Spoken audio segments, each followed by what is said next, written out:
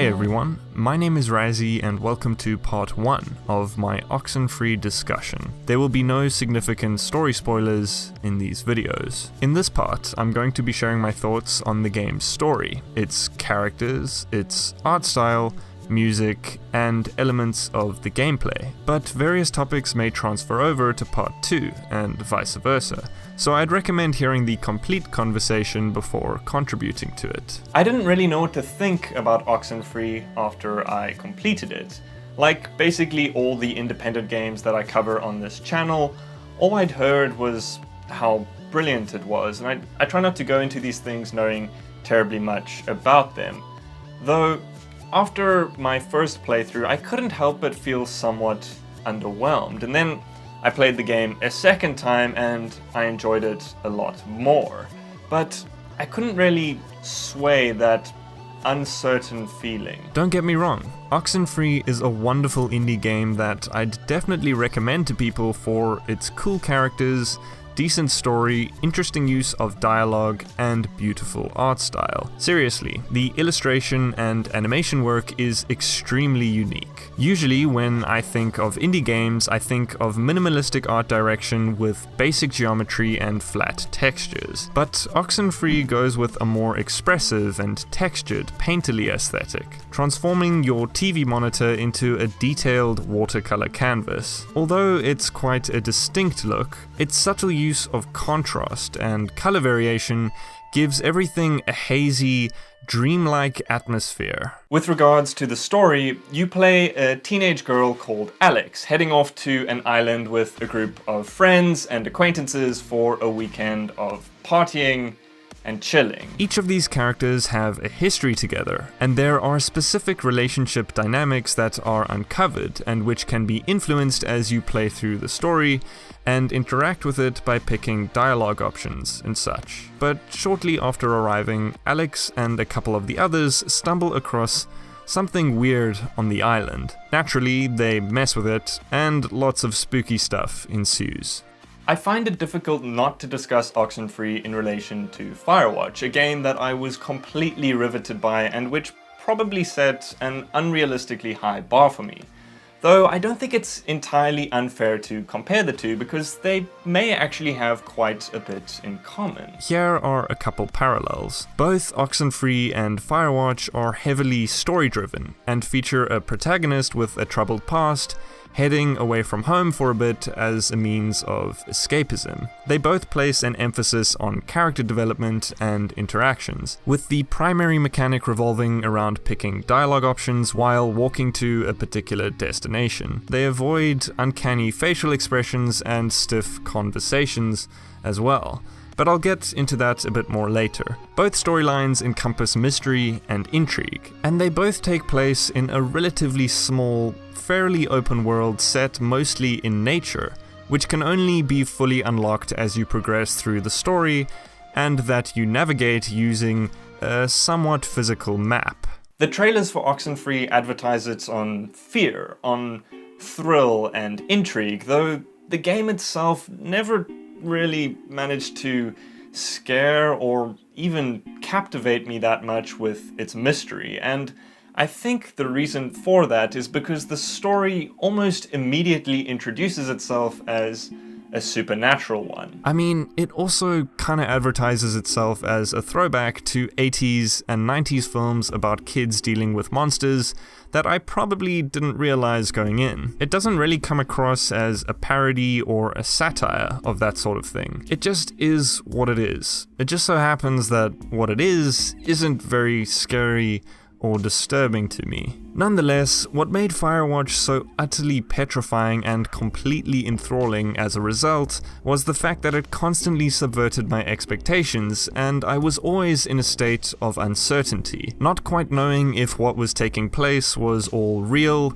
psychological, or supernatural. There's so much more than just the fear of an unknown monster. It always had a sense of being grounded in reality, even when crazy, out-of-this-world stuff was happening. And I'm not saying Oxenfree has to do that, and that it doesn't do that. I mean, it does do that, but not to the same extent, and it's not necessarily bad because of that. Oxenfree just didn't horrify or scare me because soon after it starts, it adopts a couple relatively familiar horror tropes and gimmicks about a group of teens dealing with supernatural entities playing tricks on them that just isn't very interesting with regards to the mystery and all that. Yeah, I know they're not ghosts per se, but still. The game also introduces some time travel and alternate dimension stuff, which has a tendency to make narratives quite messy, and there is fear in that, existential crises and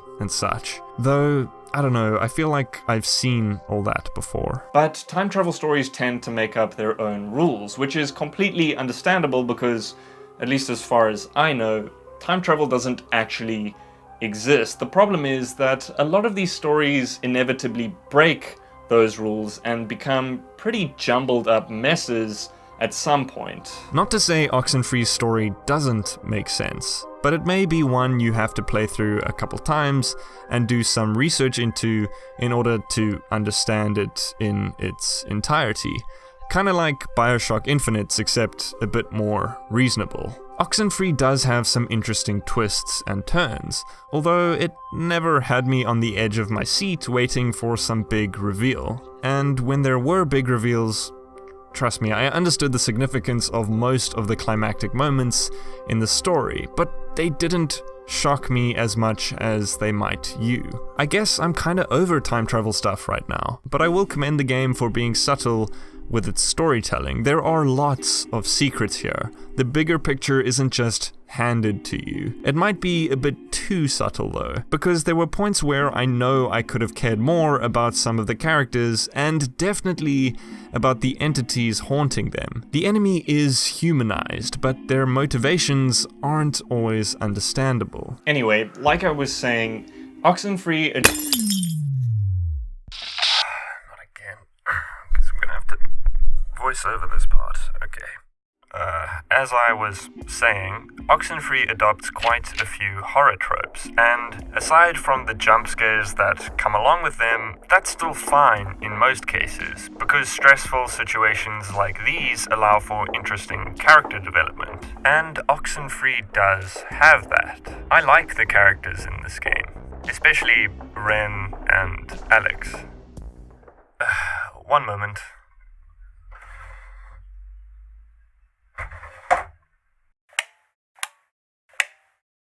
Right, that works.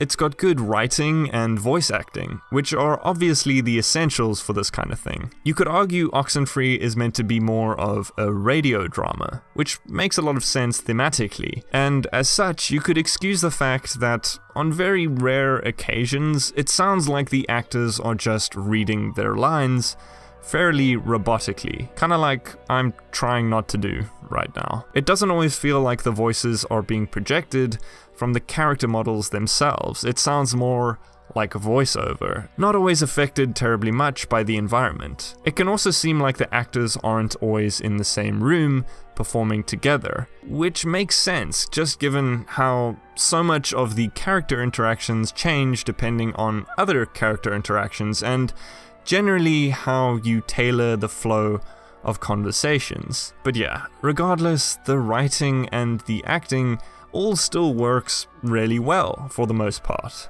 Yeah, for the most part. The moments that I found the least convincing were the ones where the truly scary stuff happens.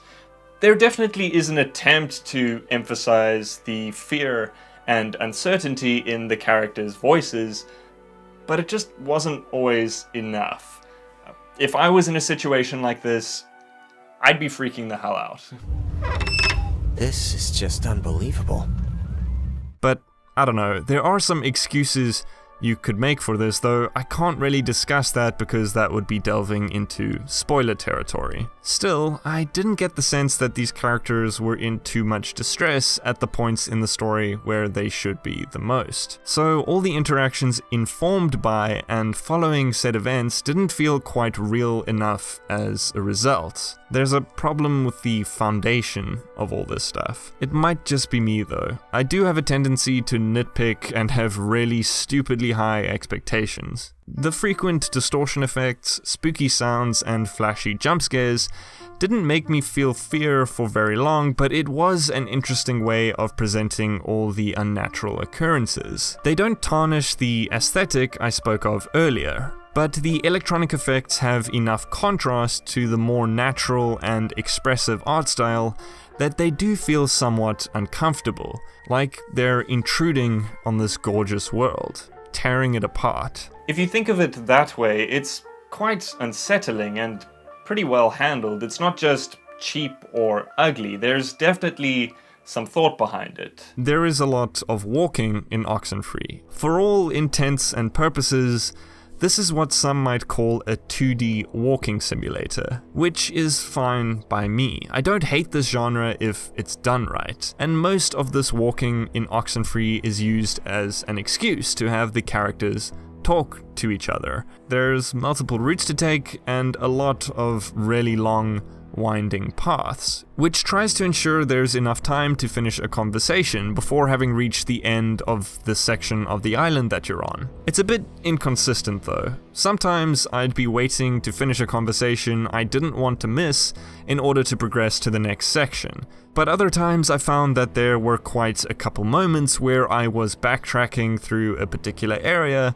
for an extended period of time without anyone saying anything. It's not all the time, but the sense of drama and tension kind of dissipates when you're given a destination after a terrifying event and as much time as you'd like to get to it. Firewatch prevented this loss of suspense and managed to maintain its pacing by literally jump cutting forward in time. Oxenfree can't really do this, cause I think it could be more difficult for it to judge how long a conversation might take. And usually it does a decent job of ensuring that backtracking to a particular location has some different events taking place upon your return to give it more purpose. Pacing issues kind of make sense with regards to the story in Oxenfree and all its time travel, alternate dimension stuff. Although there was often more than just a single route to take to get where I needed to go, I think following very linear and literal trails in Oxenfree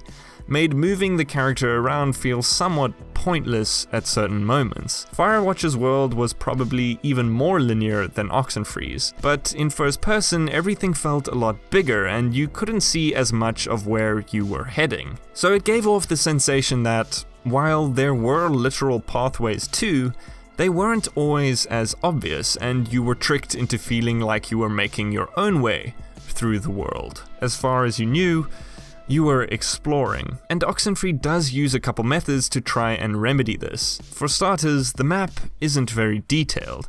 It just shows you what section of the island you and your friends are on and generally where the entrances and exits are. So you have to keep a lookout for signposts and other indicators that you're heading in the right direction. As I'll get into more detail later on, the lack of contrast in the environments may also assist with giving off the sensation that you're not just following paths. However, in spite of all this, I still felt insufferably bored at multiple points during both of my 3 to 4 hour long playthroughs. And I think the reason is because I didn't always feel like I was actually occupying the gorgeous world that the developers had built for me. There was this odd disconnect, and maybe that's the point. But I don't think that's an excuse. I was just following the path set out for me. There are interactable things, but they didn't do enough to counteract that sensation. The lack of definition in the map meant I wasn't always sure which path to take to get to the right section of the island, at least during my first playthrough, which is the point, though there were moments where it just meant more time walking back and forth on what were essentially 2D paths as I tried to figure out where to go. It was a lot easier during my second run though. I must point out that the developers do utilize some 3D techniques in order to prevent things from feeling too two-dimensional. The characters are all 3D models, so they rotate with the analog stick, and there is some space in a few of these pathways to allow you to move in more directions than just two, giving the world a greater sense of depth. You can walk past other characters and they can walk past you, though I did notice that there was some clipping on the more narrow sections. But then the game counteracts some of the 3D elements by reducing most of the world's color contrast. It's gorgeous, and there is detail, but there isn't much definition, so identifying what is in the foreground or background is a bit tricky sometimes. This is kind of a nitpick, and I was being a bit of a dumbass, but it took me quite a while to figure out that this was a waterfall and a stepping stone in the foreground, and not an ocean and a mountain in the background. Granted, this desaturated look is more than just a pretty rendering technique. It definitely adds to the spectral tone and atmosphere of the game. Which leads me to the music. I love the soundtrack in this game. It's suitably eerie and atmospheric, and it really helps with the sections where you're backtracking because it's not always spooky. Most times it actually made me feel somewhat happily nostalgic, and I don't know if that actually freaks me out more. And that's gonna conclude part 1 of my Oxenfree discussion. In part 2, I talk more about how Oxenfree goes about doing dialogue in a very interesting way. Remember, this discussion is kind of in a state of constant flux. I'm not trying to present these videos as objective critiques, so you could very well disagree with me on some of the things that I've said, and yeah, I encourage you to contribute to the conversation. But other than that, I hope you enjoyed the video, I hope you enjoy your day, and I will see you all in the next one.